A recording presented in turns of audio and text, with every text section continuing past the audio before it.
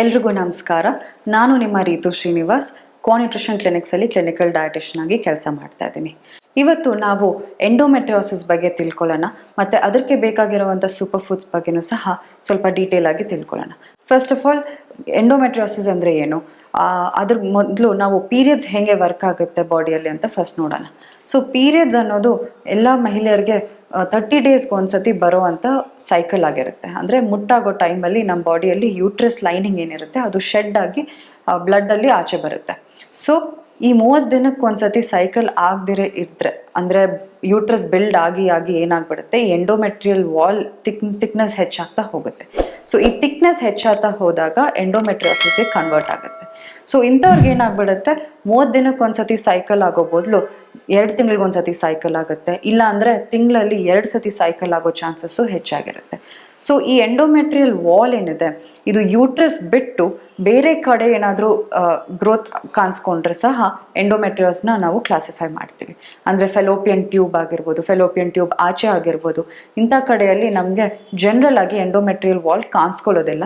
But ಈ endometriosis disease ಬಂದಾಗ ಏನಾಗ್ಬಿಡುತ್ತೆ, ಆ ಕಡೆ ನಮಗೆ ಈ ಥಿಕ್ನಿಂಗ್ ಕಾಣಿಸ್ಕೊಳ್ಳುತ್ತೆ, ವಾಲ್ ಥಿಕ್ನಿಂಗ್.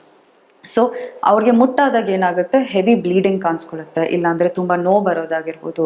ಈ ಎಕ್ಸಸ್ ಬ್ಲೀಡಿಂಗ್ ಜೊತೆಗೆ ನೋವು ಬಂದು ಮತ್ತು ವಾಮಿಟಿಂಗ್ ಸೆನ್ಸೇಷನ್ಸ್ ಆಗಿರ್ಬೋದು, ಇದೆಲ್ಲ ಕಾಣಿಸ್ಕೊತ ಹೋಗುತ್ತೆ. ಸೊ ಜನರಲಾಗಿ ಬರೋವಂಥ ಮುಟ್ಟಿನ ಸಿಮ್ಟಮ್ಸ್ ಇಂಥವ್ರಿಗೆ 10ರಷ್ಟು ಜಾಸ್ತಿ ಇರುತ್ತೆ. ಸೊ ಫಸ್ಟ್ ಆಫ್ ಆಲ್ ಇದನ್ನು ನಾವು ಡಾಕ್ಟರ್ ಮುಖಾಂತರ ಡಯಾಗ್ನೋಸಿಸ್ ಮಾಡಲೇಬೇಕಾಗುತ್ತೆ. ಸೊ ಮಾಡಾದಮೇಲೆ ಯಾವ ಥರ ಫುಡ್ಸ್ನ ಇನ್ಕಾರ್ಪೊರೇಟ್ ಮಾಡ್ಕೊಳ್ಬೋದು ಅಂತ ಸಹ ಸ್ವಲ್ಪ ನೋಡೋಣ. ಸೊ ಎಂಡೋಮೆಟ್ರಿಯೋಸಿಸ್ ಸ್ಟೇಜ್ 1 ಮತ್ತು ಸ್ಟೇಜ್ 4, ಸ್ಟೇಜ್ 5ವರೆಗೂ ಹೋಗುತ್ತೆ. ಸ್ಟೇಜ್ 1 ಮತ್ತು ಸ್ಟೇಜ್ 2 ಇದ್ದಾಗ ಸ್ವಲ್ಪ ಡಯಟ್ ಮುಖಾಂತರ ನಾವು ಕರೆಕ್ಟ್ ಮಾಡ್ತಾ ಹೋಗ್ಬೋದು. ಸ್ಟೇಜ್ 3, 4, 5 ಹೋದಾಗ ಏನಾಗ್ಬಿಡುತ್ತೆ, ಇದು ಸರ್ಜರಿ ಮುಖಾಂತರನೋ ಇಲ್ಲಾಂದರೆ ಮೆಡಿಸಿನ್ ಮುಖಾಂತರನೋ ಮಾತ್ರೆಗಳು ತೊಗೊಳ್ಳೋ ಮುಖಾಂತರನೋ ಇದನ್ನು ನಾವು ಕಂಟ್ರೋಲ್ ಮಾಡ್ತಾ ಹೋಗಬೇಕು. ಬಟ್ ಮೇಜರಾಗಿ ಡಯಟ್ ಮತ್ತು ಲೈಫ್ ಸ್ಟೈಲ್ ಚೇಂಜಸ್ ಮಾಡಿಕೊಂಡಾಗ ಜನರಲ್ ಆಗಿ ಎಂಡೋಮೆಟ್ರಿಯೋಸಿಸ್ ಸಿಮ್ಟಮ್ಸ್ನ ನಾವು ಆದಷ್ಟು ಅದನ್ನು ಕಡಿಮೆ ಮಾಡ್ಬೋದು, ಇಲ್ಲಾಂದರೆ ಅದನ್ನು ಎಲ್ಲಿದೆಯೋ ಅಲ್ಲಿಗೆ ಅರೆಸ್ಟ್ ಮಾಡ್ತಾ ಹೋಗ್ಬೋದು. ಸೊ ಈ ಎಂಡೋಮೆಟ್ರಿಯೋಸಿಸ್ ಸ್ಟೇಜ್ 1ಅಲ್ಲಿ ಸ್ಟಾರ್ಟ್ ಆದಾಗ ಅದನ್ನು ನಾವು ಡಯಟಲ್ಲಿ ಚೇಂಜಸ್ ಮಾಡಿಕೊಂಡಾಗ ನಮಗೆ 3 ತಿಂಗಳಿಂದ 6 ತಿಂಗಳೊಳಗಡೆ ಸ್ವಲ್ಪ ರಿಸಲ್ಟ್ಸ್ ಕಾಣಿಸ್ಕೊಳ್ತಾ ಹೋಗುತ್ತೆ. ಸೊ ಯಾವುದೇ ರೀತಿಯ ಮೆಡಿಕೇಷನ್ಸ್ ಯೂಸ್ ಮಾಡ್ದಿರ ಡಯಟಲ್ಲಿ ಚೇಂಜ್ ಮಾಡಿಕೊಂಡು ಲೈಫ್ ಸ್ಟೈಲ್ನ ಚೇಂಜಸ್ ಮಾಡ್ಕೊಳ್ಳೋದ್ರಿಂದ ನಮ್ಮ ಎಂಡೋಮೆಟ್ರಿಯಮ್ ಥಿಕ್ನೆಸ್ ಏನಿದೆ ಅದನ್ನು ನಾವು ಕಂಟ್ರೋಲ್ ಮಾಡ್ಕೊಳ್ಬೋದು. ಜನರಲ್ ಆಗಿ ಹಾರ್ಮೋನ್ ಇಂಬ್ಯಾಲೆನ್ಸ್ ಆದಾಗ, ಅಂದರೆ ಎಸ್ಟ್ರೋಜನ್ ಮತ್ತು ಪ್ರೊಜೆಸ್ಟ್ರಾನ್ ಇಂಬ್ಯಾಲೆನ್ಸ್ ಬಂದಾಗ ಈ ಎಂಡೋಮೆಟ್ರಿಯಮ್ ಥಿಕ್ನೆಸ್ ಏನಿರುತ್ತೆ ಅದು ಇಂಬ್ಯಾಲೆನ್ಸ್ ಆಗಿ ಜಾಸ್ತಿ ಬೆಳೆಯೋಕ್ಕೆ ಸ್ಟಾರ್ಟ್ ಆಗುತ್ತೆ. ಸೊ ಇಂಥವ್ರಿಗೆ ನಾವು ಜನರಲಿ ಎಸ್ಟ್ರೋಜನ್ ಫುಡ್ಸ್ನ ನಾವು ಆದಷ್ಟು ಕಡಿಮೆ ಕ್ವಾಂಟಿಟಿಯಲ್ಲಿ ತೊಗೊಳ್ಬೇಕು. ಯಾವುದು ನಮಗೆ ಎಸ್ಟ್ರೋಜನ್ ಫುಡ್ಸು, ಬಿಳಿ ಎಳ್ಳಾಗಿರ್ಬೋದು, ಇಲ್ಲಾಂದರೆ ಸೂರ್ಯಕಾಂತಿ ಬೀಜ ಆಗಿರ್ಬೋದು, ಇದೆಲ್ಲ ನಮಗೆ ಎಸ್ಟ್ರೋಜನ್ ಇನ್ಕ್ರೀಸ್ ಮಾಡುವಂಥ ಫುಡ್ಸ್. ಸೊ ಇದನ್ನು ನಾವು ಸ್ವಲ್ಪ ಡಯಟಲ್ಲಿ ಆದಷ್ಟು ಅವಾಯ್ಡ್ ಮಾಡಿ ಇಲ್ಲಾಂದರೆ ಕಡಿಮೆ ಮಾಡ್ಕೊಳ್ಳೋದ್ರಿಂದ ಈ ಎಂಡೋಮೆಟ್ರಿಯಮ್ ಥಿಕ್ನೆಸ್ ಆದಷ್ಟು ಕಡಿಮೆ ನಮಗೆ ಥಿಕ್ನೆಸ್ ಬರ್ತಾ ಹೋಗುತ್ತೆ. ಇದ್ರ ಜೊತೆಗೂ ಸಹ ಡಯಟಲ್ಲಿ anti inflammatory, anti oxidant rich foods ಮತ್ತು ಫೈಟೋ ಎಸ್ಟ್ರೋಜೆನಿಕ್ ಫುಡ್ಸ್ನ ನಾವು ಆ್ಯಡ್ ಮಾಡ್ತಾ ಹೋಗಬೇಕು. ಈ ಫುಡ್ಸ್ನ ನಾವು ಇನ್ಕಾರ್ಪೊರೇಟ್ ಮಾಡಿದಾಗ ಈ 30 ಡೇಸ್ ಒಂದ್ಸತಿ ಸೈಕಲ್ಸ್ ಏನಾಗುತ್ತೆ ಅದು ಕ್ಲೀನಾಗಿ ಹೋಗುತ್ತೆ. ಜಾಸ್ತಿ ಬ್ಲೀಡಿಂಗ್ ಕಾಣಿಸ್ಕೊಳ್ಳೋದಿಲ್ಲ, ಇಲ್ಲಾಂದರೆ ಜಾಸ್ತಿ ನೋವು ಬರೋದಿಲ್ಲ. ಇದರಿಂದಾಗಿ ನಿಮ್ಮ ಸಿಮ್ಟಮ್ಸ್ ಸಹ ಸ್ವಲ್ಪ ಚೆಕ್ಕಲ್ಲಿರುತ್ತೆ. ಜನರಲ್ ಆಗಿ ಡಯಟ್ರಿ ಟಿಪ್ಸ್ ಅಂತ ಬಂದಾಗ ಆ್ಯಂಟಿ ಇನ್ಫ್ಲಮೇಟ್ರಿ ಫುಡ್ಸ್ ಮೇಜರ್ ಆಗಿ ಫೋಕಸ್ ಮಾಡಬೇಕು.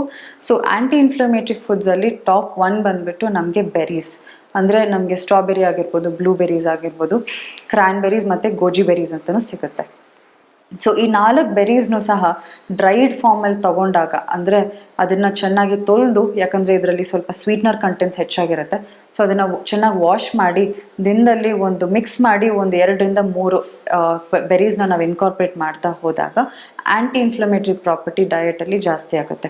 ಸೊ ಈ ಆ್ಯಂಟಿ ಇನ್ಫ್ಲಮೇಟ್ರಿ ಪ್ರಾಪರ್ಟೀಸಿಂದ ನಮಗೆ ಎಂಡೋಮೆಟ್ರಿಯಮ್ ಸಿಮ್ಟಮ್ಸ್ ತುಂಬ ಕಡಿಮೆ ಆಗುತ್ತೆ. ಸೊ 3 ಮಂತ್ಸ್ ಟೈಮಲ್ಲಿ ಆದಷ್ಟು ನಮಗೆ ಸಿಮ್ಟಮ್ ರಿಲೀಫ್ ಕಾಣಿಸ್ಕೊಳ್ಳುತ್ತೆ. ಸೊ ಬ್ಲೂಬೆರೀಸಲ್ಲಿ ನಮಗೆ ಈ ಆ್ಯಂಥೋಸೈನಿನ್ ಪಿಗ್ಮೆಂಟ್ ಇರೋದ್ರಿಂದ ಅದು ನಮ್ಮ ಇನ್ಫ್ಲಮೇಷನ್ನ ಡ್ರಾಪ್ ಮಾಡುತ್ತೆ. ಮತ್ತು ಕ್ರ್ಯಾನ್ಬೆರೀಸಲ್ಲಿ ನಮಗೆ ಈ ಫೈಬರ್ ಕಂಟೆಂಟ್ ಹೆಚ್ಚಿರುತ್ತೆ, ಮತ್ತು ಅದರಲ್ಲಿ ಬರುವಂಥ ಆ ಪಿಂಕ್ ಕಲರ್ ಪಿಗ್ಮೆಂಟ್ ಏನಿರುತ್ತೆ ಅದು ಸಹ ನಮಗೆ ಆ್ಯಂಟಿ ಇನ್ಫ್ಲಮೇಟ್ರಿ ಡಯಟಲ್ಲಿ ಹೆಲ್ಪ್ ಮಾಡ್ತಾ ಹೋಗುತ್ತೆ. ಸೊ ಕ್ರ್ಯಾನ್ಬೆರೀಸ್ ಮತ್ತು ಬ್ಲೂಬೆರೀಸ್, ಗೋಜಿ ಬೆರೀಸ್ ಇದನ್ನು 3 ಸಹ ನೀವು ಡ್ರೈಡ್ ಫಾರ್ಮಲ್ಲಿ ತೊಗೊಳ್ಳಿ. ಸ್ಟ್ರಾಬೆರೀಸ್ ನಮಗೆ ಜನರಲ್ ಆಗಿ ಸೀಸನಲ್ಲಿ ಸಿಗುತ್ತೆ.